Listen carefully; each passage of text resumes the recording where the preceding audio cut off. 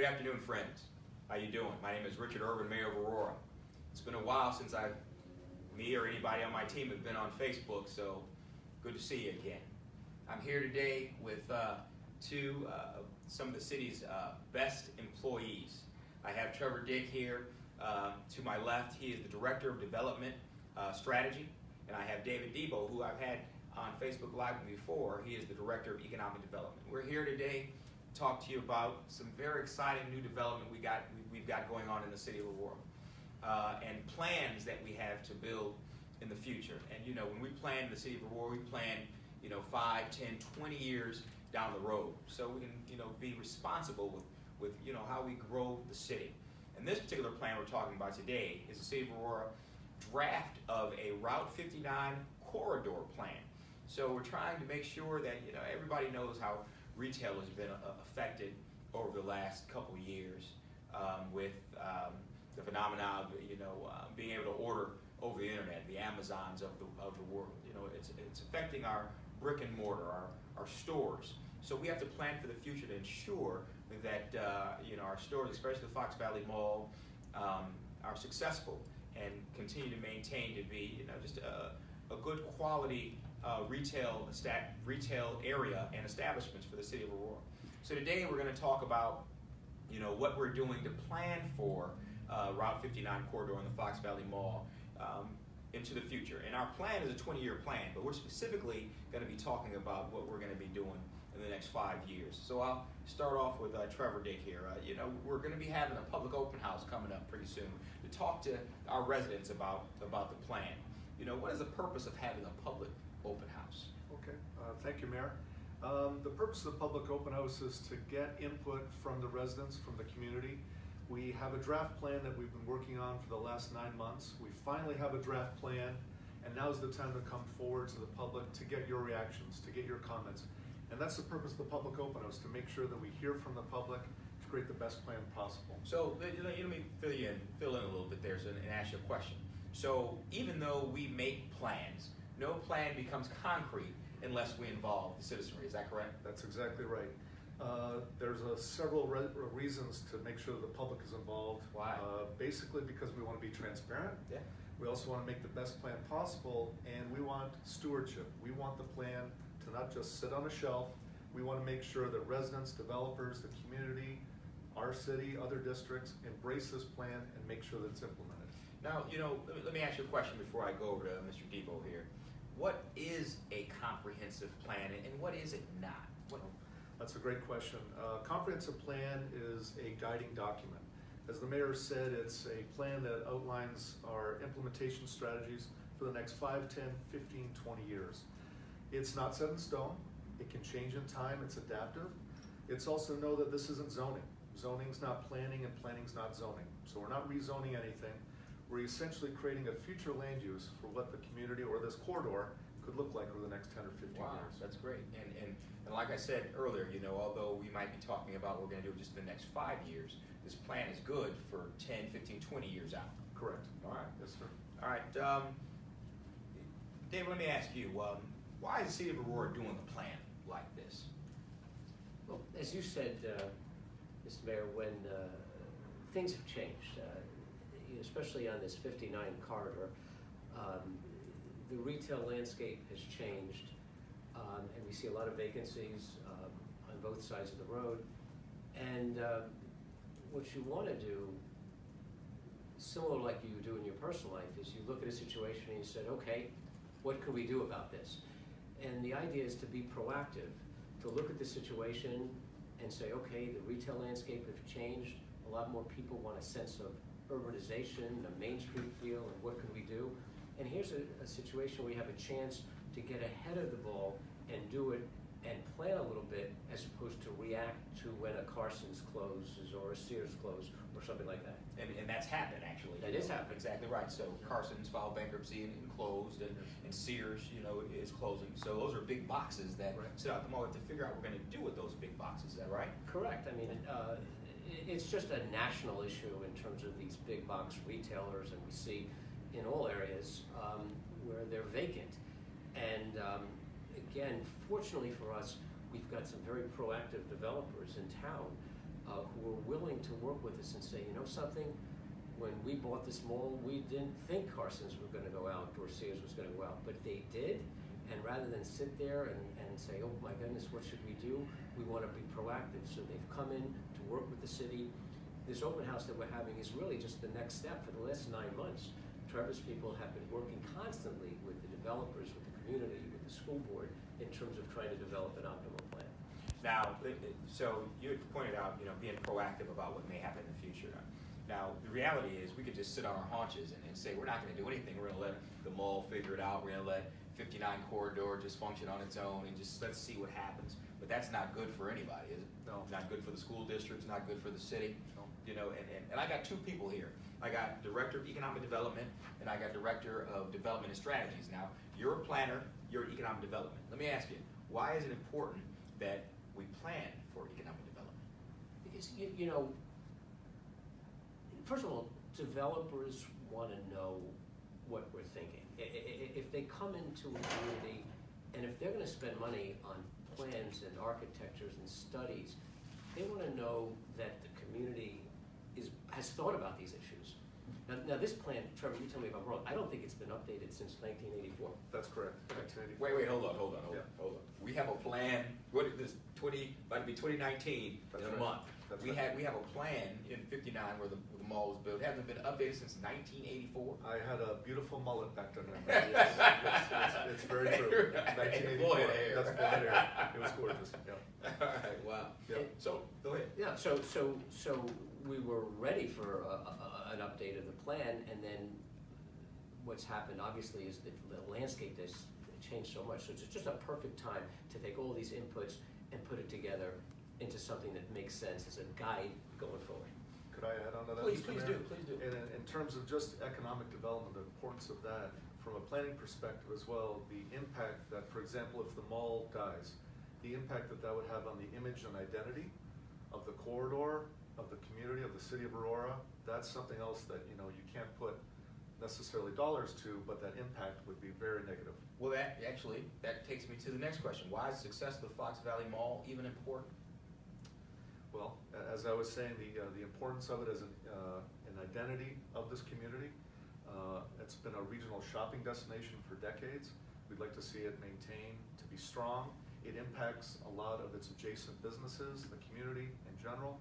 And then in terms of economic development, the tax dollars that brings in. Brings revenue to the city and the school districts Huge. and the park districts and every district you can think of. There's tremendous reliance on a land area that's that large. So not only are we talking about the psychological impact of having a mall that is half vacant or mostly vacant, but the economic impact is tremendous. If you start looking at what's been happening with the assessments, for instance, in the Carson site, most of the assessments is in the land. So just think about that. Land is usually 10, maybe 20% of the full, look at your tax bill at home. It's the land value tends to be something like 20 or 25%. In the situation of Carson's, before they closed, the land component of what this thing was supposedly worth for tax purposes was 60%. Wow. So clearly the assessor is looking at this and saying, there's something not right. Now, if you look at even some of the other big boxes, it's not as radical. Maybe it's 30%. If you look at the mall itself right now, it's kind of in line. But that will change. That will change if something isn't happening, and that's why it's so important to get in front of this, Mr. Mayor. So let's say Carson's, which did shut down, or Sears, just shut down. The land that they sit on have a particular value, right? And based on that, a portion of that value comes to the taxpayers in taxes and revenue. Is that right? Correct. It pays for our schools and it pays for our parks and forest preserves. If that shuts down and goes dark, the value goes down. Then that land isn't worth as much, and that's less money to our schools, less money to our park districts and forest preserves. Is that right? Correct. Land, not to get too technical, but land is the residual value. It's the difference between what the value of something less the cost of something. It's the difference. It's what's the value. So you have a two-edged sword. you have not only the percentage changing, and you have the opportunity loss of not having all the upside Right. above, but the land itself and the value will go down. So at the end of the day, if you don't do something, you're in what we call like a death spiral. Wow. That you've got to stop now and reverse and go the other way. And we're not making this up. We've seen this in malls throughout the country. No question. Matter of fact, we don't even have to go far. This happened in St. Charles, at the Charlestown Mall, didn't it? Mhm. You know? Very true. And other communities are reacting and trying to plan for their malls as well. Is that right? Correct. Yeah, there's several examples throughout the country. Just locally, the Yorktown Mall. Yeah. They have put a lot of investment back into the mall. A lot of that is multifamily apartments and condominiums. And if you get a chance to visit that mall, although we'd like you to stay in Aurora, Yeah. if you get a chance to visit that mall, they've done an amazing job. Yeah, good. All right, well, let me take you to the next question. What could the new Fox Valley Mall look like? Okay. Well, what I'd like to do is, we've got two boards on either side of me here, and I'll speak to the one over here first. Over on my left here, these are architectural renderings that were provided to us by the majority owner of the mall, the Centennial Group. Wow, they look pretty nice. It does, yes. And what this could look like, what the illustrative concept shows, is starting to create a mixed-use environment in the mall. Our traditional malls, as we've been talking about, are being, on the way down. They're starting to be distressed. The owners see a plan, and the plan is a mixed-use environment. For example, in this would be private open space or a common area. Wow. They envision an area where it could be public gatherings for concerts, or maybe they flooded for ice skating in the wintertime. Their vision is high-end restaurants with balconies and rooftop dining facing that plaza area.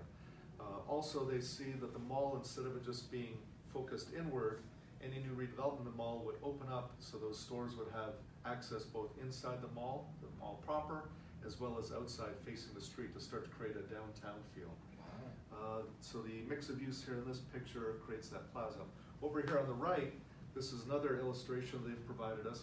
This is their vision of what a walkable pedestrian environment, mixed-use environment could be like, with retail, apartments, condominiums, very walkable. This, for example, here is in one of the parking lots right now. So if you can envision the parking lot at Fox Valley Mall, instead of that large area of asphalt, envision what this area could look like here with green, landscaping, trees, water features, etc. They have a very ambitious plan, but one that we think is very realistic. And as David said earlier, we're excited to have a majority owner who wants to do something, who wants to invest in the mall. Wow. Well, let me ask you a question. Why is adding residential to the Fox Valley Mall even recommended? The research that we've done, what we've seen across the country for how these traditional malls are being redeveloped, is they're, as you mentioned at the very beginning, Mayor, commercial retail buying habits has changed. Online shopping has really impacted those large stores, especially those vacant anchors that are there right now. Adding apartments are attractive to millennials. It's attractive to people who want to eat out at nice restaurants. It's something that can be used in this environment to create a market. So in terms of the rest of the mall and any new retail that goes here, adding new residents will help support and make that succeed, not just for the mall, but the entire corridor. Wow, that sounds very amazing. Let me switch over to Mr. Debo here. Dave, how do you believe adding residential to the mall will help keep the mall alive? Good question. I think by adding there's something about any kind of active area. You look at the downtowns, there's been a tremendous resurgence and urbanization that's happened in this country over the last 15 or 20 years. And really that has a lot to do with whether you're talking about Chicago or other cities, of people moving back into the city. Because when people are living in a place, then as Trevor pointed out, there's an excitement and they're spending, and that feeds on itself. And the retailers do better and there's more activity and so on. So residential is a great component. And really, as you talk about the mixed use, we don't have as much absolute commercial demand. So in the 70s and 80s, these malls were being built and more, that's not happening anymore. So you've got to retool and saying, okay, we still want to keep the values up, create the tax dollars. How do we recalibrate between all this commercial and virtually no residential, and some commercial and some residential, and at some point maybe some office within in the corridor. So you've got mixed uses, and then the sum becomes greater than its parts. And go ahead. Mayor, there was something that just dawned on me too. Another term that we've learned as we've been doing this study is the term experiential retail. And that's something that we've seen all across the country, and it's working, it's very successful. And by that I mean kids, for example, don't want to just go hang out at a mall or whatever we used to do back when we were kids. Now they want an experience. Now they want someplace to go to socialize. You see it in the corridor right now, the vacant retail that's now indoor go-karting. Right. Bounce towns, arcades. You can see even in the mall itself that Put a bowling alley. Put the bowling alley. Exactly right. So you can see that type of entertainment, experiential use. I know the mall owners were even talking about it. It's not set in stone, obviously, but maybe like rock climbing, Wow. for example. Yeah. Things to get people to go there. That's really what these malls are starting to So incorporate. it sounds like that these malls across the country are no different from the owners of the Fox Valley Mall. They want to place an urban environment you can work, live, and play. And Exactly. It's a trend. spend money all along the way. And it's a trend. If you look in our area, there's a lot of things, even in fairly basic shopping centers with a grocery store and another 60, 70,000 square feet of retail, you see apartments adjacent or very close to it. That trend is happening. All this is taking that trend on a larger scale because the mall is a lot bigger. But really that trend in terms of mixing the uses is something that we're not inventing here. We're being, part of a very, very prominent trend. And years ago, I think the trend was around commuter traveling. They built, years ago, it was unconscionable to build, apartments or condos right next to a train for the purpose of traveling. Then we recognized there was a value in that. Correct. And years ago, it probably was unconscionable to think about building housing right next to a mall, but now we recognize the value in that. And, help me, go ahead. I was going to add to that too.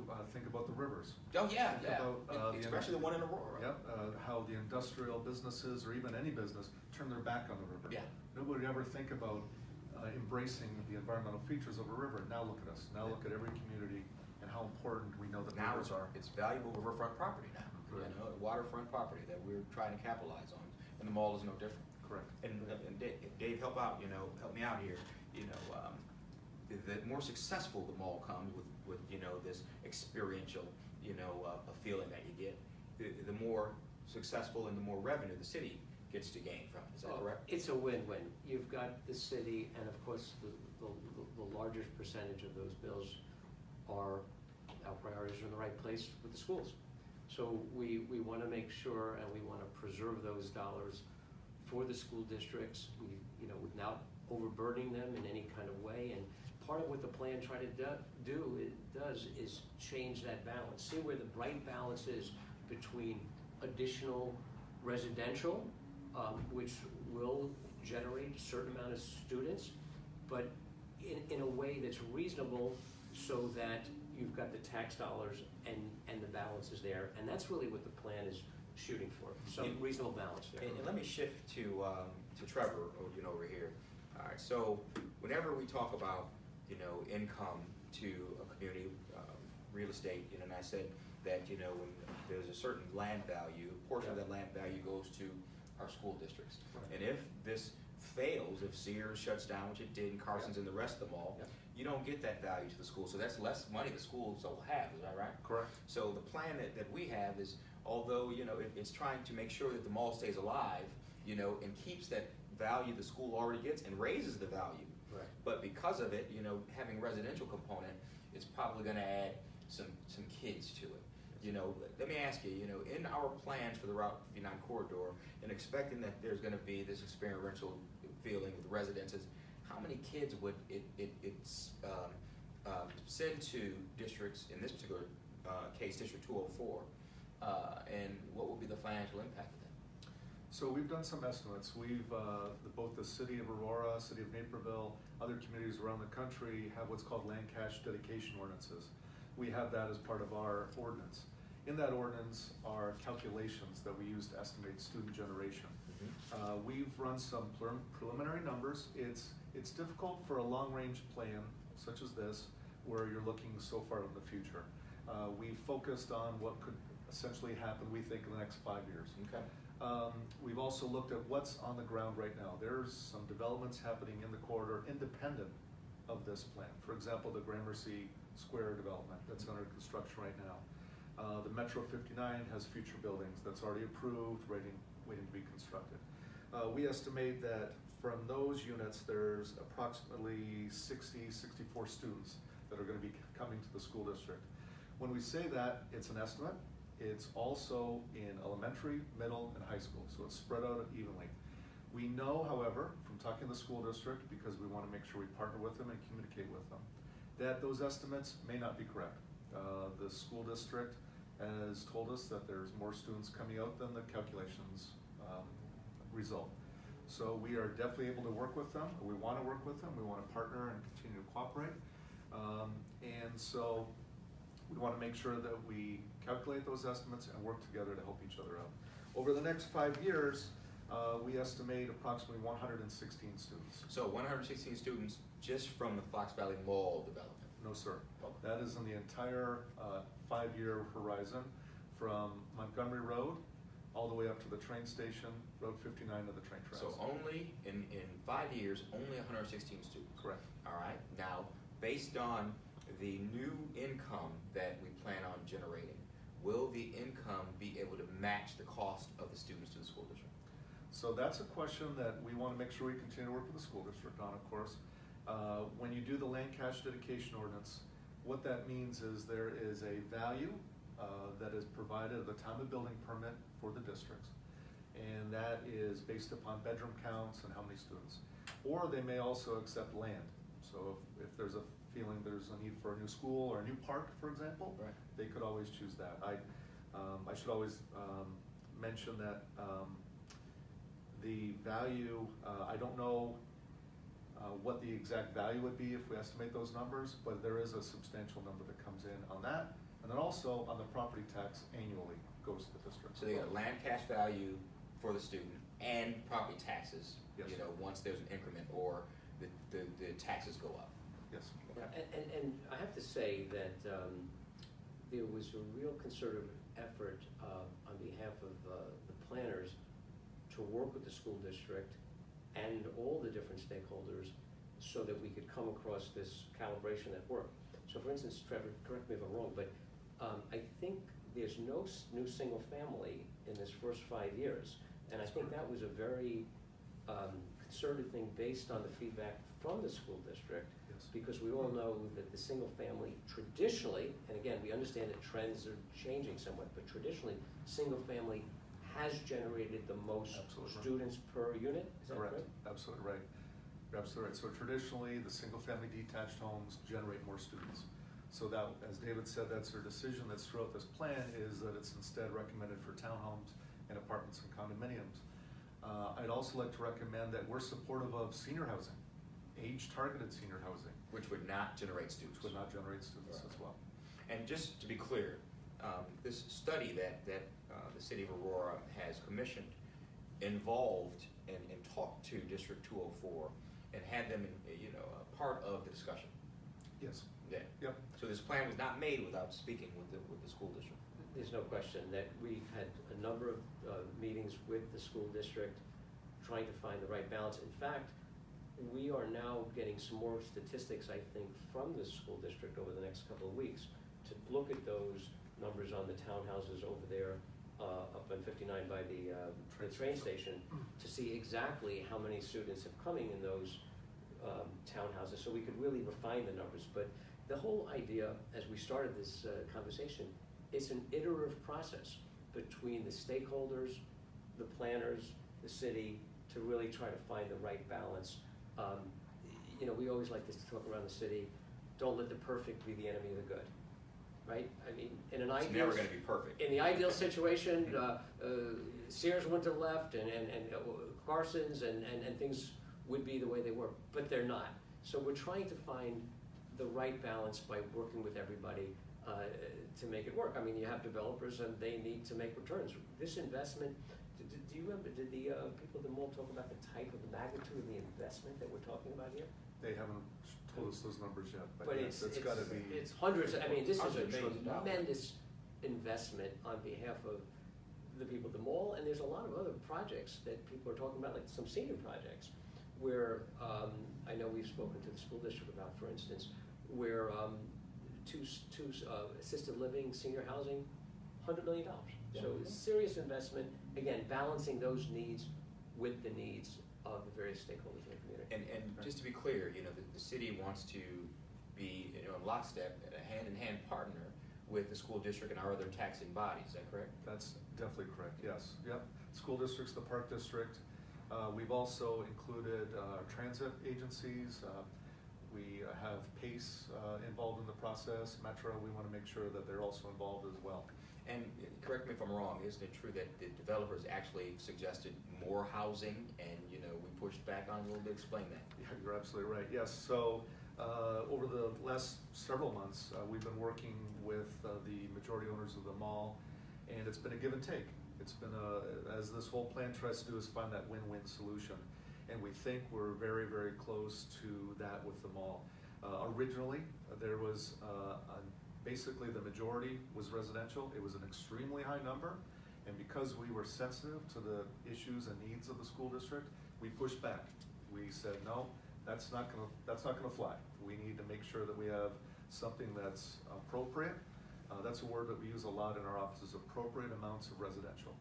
And we've gone back and forth several times, and we think we've come down to a sub-area plan.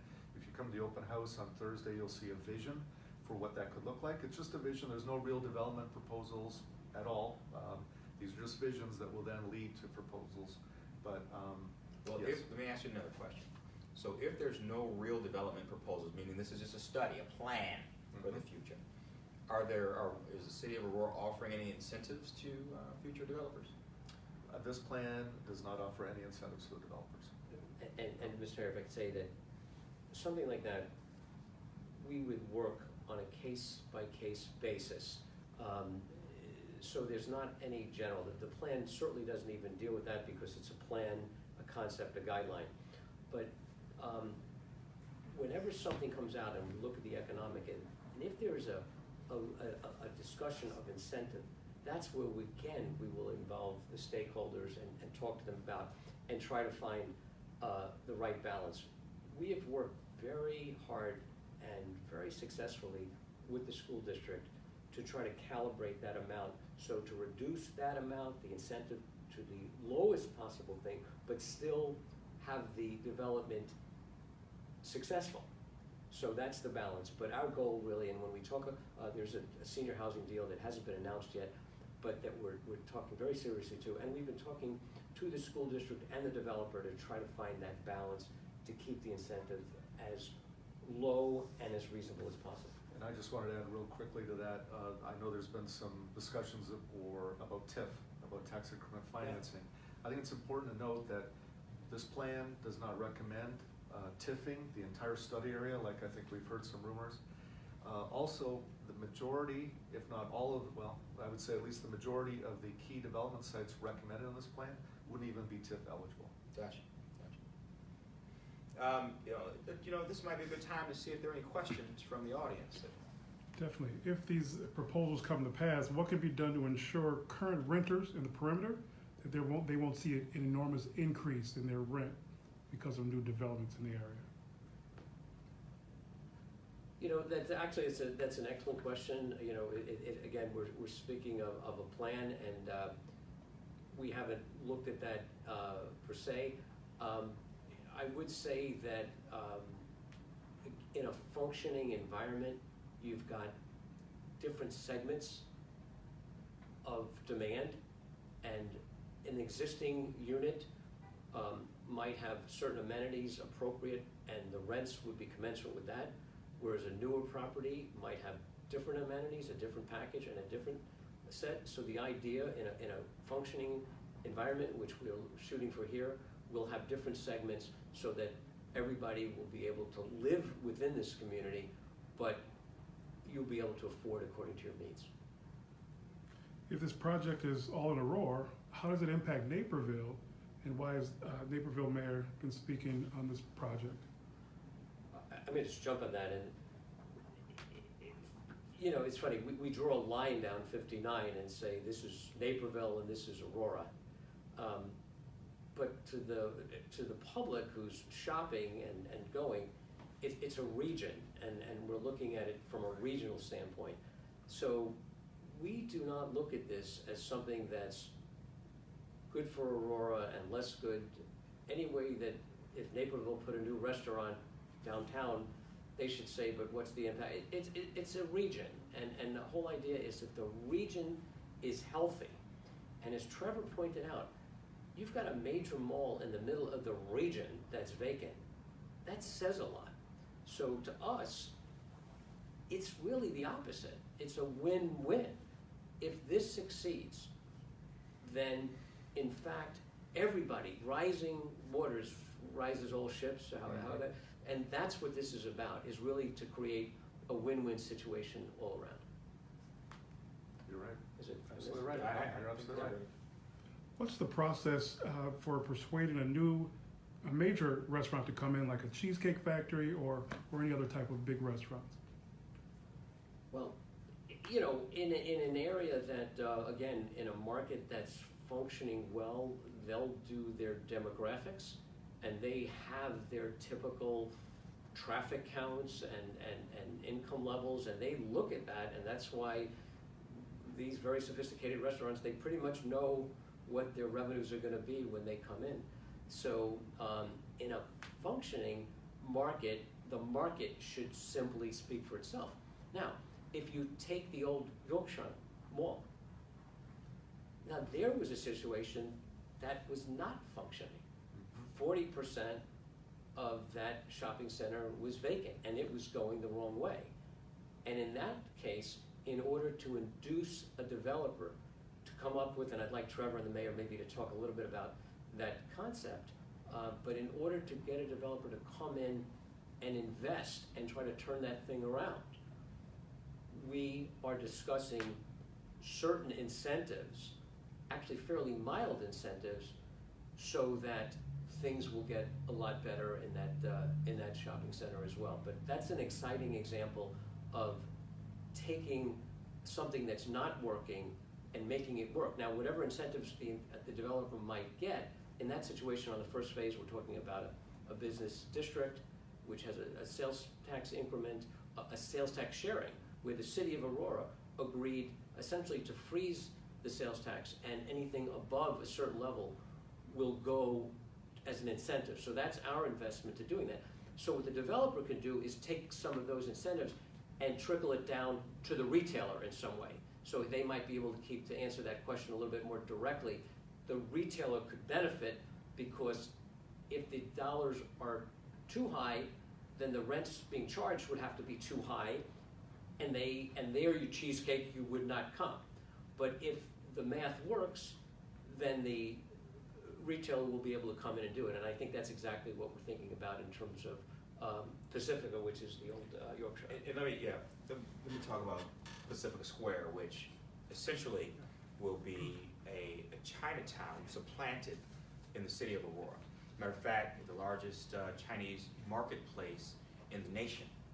And this developer is going to be spending, in excess of $100 million to redevelop that area, to put office, office building, to put residential building with for millennials, which will be smaller, the one-bedrooms, and also building that whole dying mall that has been dying for the last decade. You go over there, you would see a lot of empty different buildings and faces, and he's going to fill that all with grocery stores, different Chinese restaurants, and create this environment. Like I said, supplant a Chinatown in the middle of Aurora, which won't just affect that area; it'll affect that region, which will also help the Fox Valley Mall, which is to the south, right across the street. Right. So all the development that we do just builds on each other. It's like dominoes. You knock one domino down, the rest of them fall. And to go back to the Cheesecake Factory question and the example you gave, that although, you know, we have these very sophisticated retailers that know traffic count, you know how much money that, you know, the people in that particular area might spend when they go out to a restaurant. It is also our responsibility as, you know, economic development director and, you know, planners, you know, to go out and tell these Cheesecake Factory owners, look, this is why we think you'll be successful in Aurora, if you didn't think about it before. Yeah. You know, I can't say whether you thought about it before, but this is why you should think about it now. Yeah. You know, this is the traffic count we got, which meets your traffic count numbers. This is how much the average person spends when they go out to dinner, which might meet your numbers when they go out to, that you determine when you want somebody to go out to dinner and spend money at Cheesecake Factory. Yeah.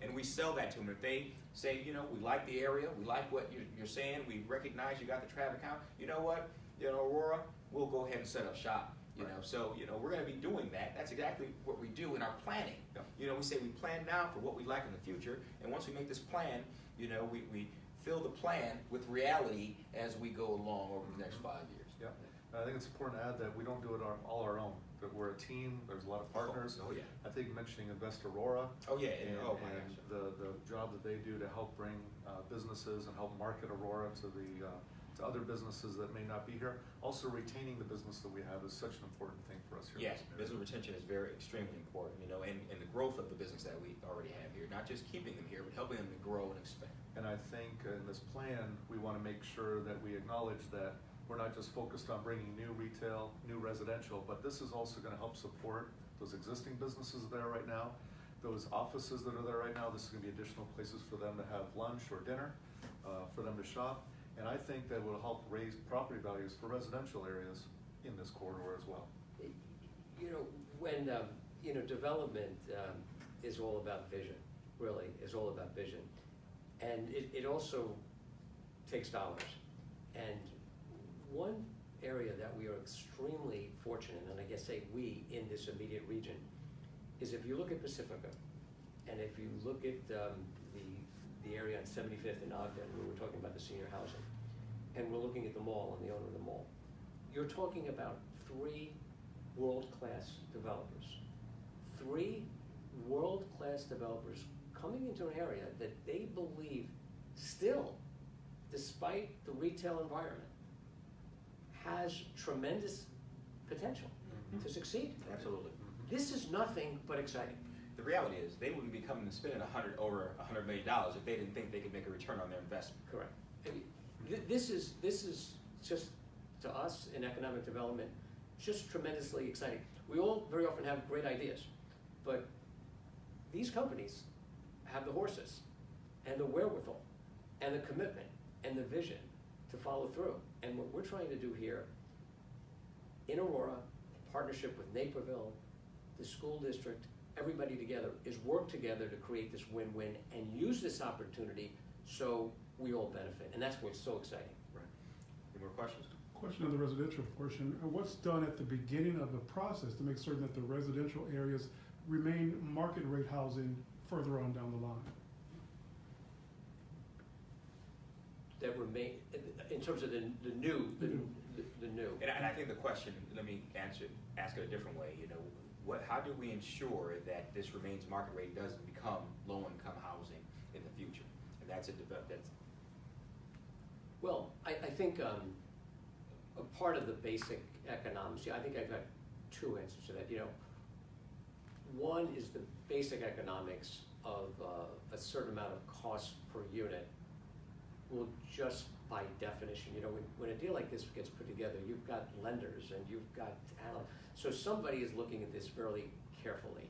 And just by definition, and again, we've all lived through 2008 and we've seen the changes.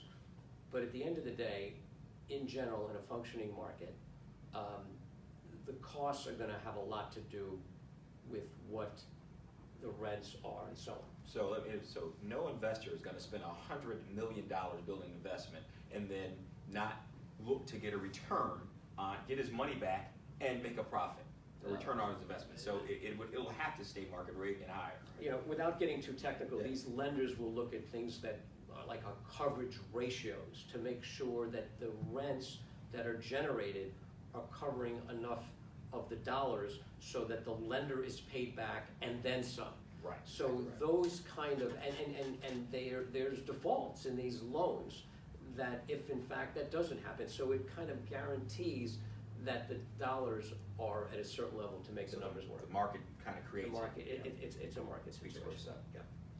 Or said, thanks for clarifying this. Can you just really point out to the people that when you say residential inside the mall, it doesn't mean apartments are going to be next to Victoria's Secret or other stores? I hope so. No, you're absolutely right. The idea is that these would be outside of the mall, Yes. with inside the ring road. If you can picture the ring road of the mall, this would be in the parking lots, focused near the area where Sears is right now. Yeah. Now, are there any throughout the country that actually attach the residential to the mall? I'm sure there's examples of that, yes. I can't But that's mention it not off the top of my head. that's not what been presented in this plan. Correct. These residential, what their vision is to have the residential buildings not even attached to the mall. Gotcha. Correct. It would be away from the mall. One thing that we've been working with them is to make sure we promote this retail environment still.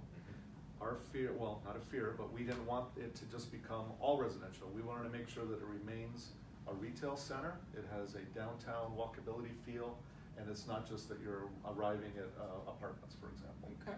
Wow. Great. All right.